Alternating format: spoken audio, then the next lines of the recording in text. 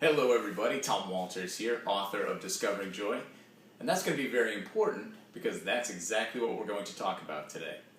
Today's video for the people who have signed up for my email newsletter, one of the additional bonuses of signing up for the email newsletter. I'm going to start right off by saying thank you. Thank you for your time, your support, and it's my hope that by watching this video, reading the things on the site, and reading my blogs, that you'll come to understand the world as I do. And I'm hesitant to say that because I don't want you to see the world as I do in some sense. Okay, let me clarify. Let me back up. I see the world as beautiful. That's not Pollyanna thinking. There are challenges that we face as a country and as a planet.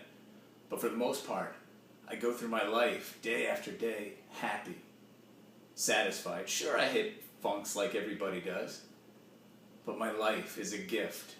And that's why I wrote Discovering Joy, to help people realize for themselves, to see what they find in the world that's joyful and that's good. And so they can wake up and say, you know what, there's a lot going on in the world, but it is a beautiful place.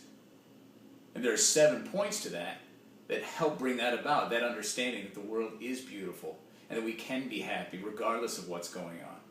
And that's why we're starting off right now with this additional supplement to the book for you people who have signed up for the email newsletter.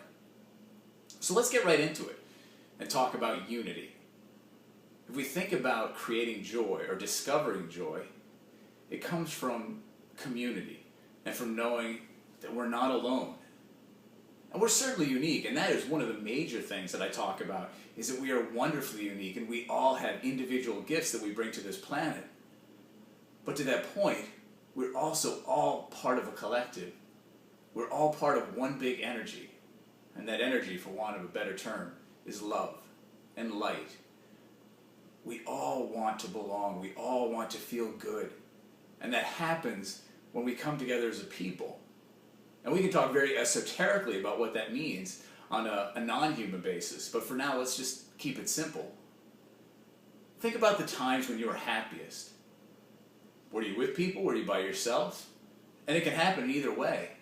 But if we think about community, we discover joy when we connect with people, more so when we work in service of other people.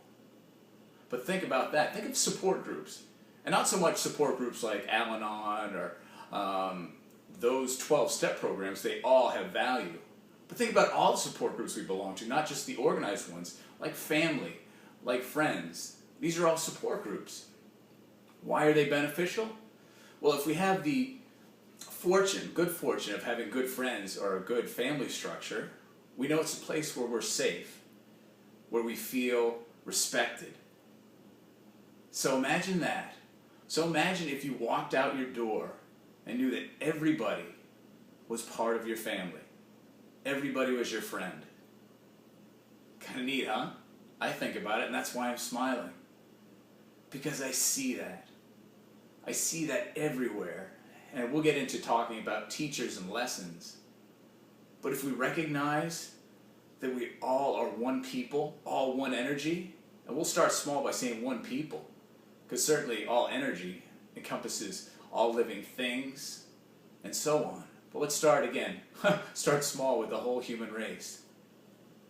We all have challenges. We all have triumphs. So we're all the same in that regard. We create joy when we link to other people, when we connect on a compassionate level, on an empathic level, when we create bonds with people as opposed to separating ourselves from other people, we find joy. Think about it. When you were at your absolute miserable, most angry, are you connected to anybody? No. Let's think about this. So, somebody cuts you off in traffic. What's your first gut instinct? So-and-so, nah. You're disconnecting. Is that bringing joy? No. So, we're going to talk about energy too, but we don't know what's going on in that other car. We have no idea. To us, we're acting out of ego and out of rage. But if we can connect to that person, we don't know if they're rushing to the bedside of someone who's dying. We don't know if they're rushing to the birthplace, to the birth of their son or daughter. We don't know if they're just spacing. We don't know. So whatever, be forgiving. Create that sense of unity by connecting. You know what? And like again, about gratitude. If your car's fine, don't worry. But look to create connections with people. You know, I'm going to share with you one of the most profound moments that I had. And you know, I'm going to take a segue right now to say that when I wrote the book, I definitely wrote the book because it's my purpose on this world to show people, as many people as I can, that the world is a beautiful place. That is my goal. That is my passion. That's why I write. That's why I blog. But it hasn't always been that way. I've always been very fortunate to see the world in a different light, in a very loving light. But there are times that I've been, quote, and I say human, meaning fully human, with ego and with what have you. So I remember, I'm going to share a story with you. I remember when I was living in Boston, I was on my way to work, on my way to the subway, and I passed by the 7-Eleven, and there's this homeless guy on the street. And I've always considered myself a kind man, but I've also not been as enlightened as I am now. So whether I'm rushing to work and I see this guy and I'm thinking like, dude, why don't you just get a job? Why are you just sitting here with your hand out begging for money? What value are you adding to this world? You know, and I share that with you, and as I say it, I kind of get choked up thinking I'm kind of disgusted that I could ever think that. But I forgive who I am.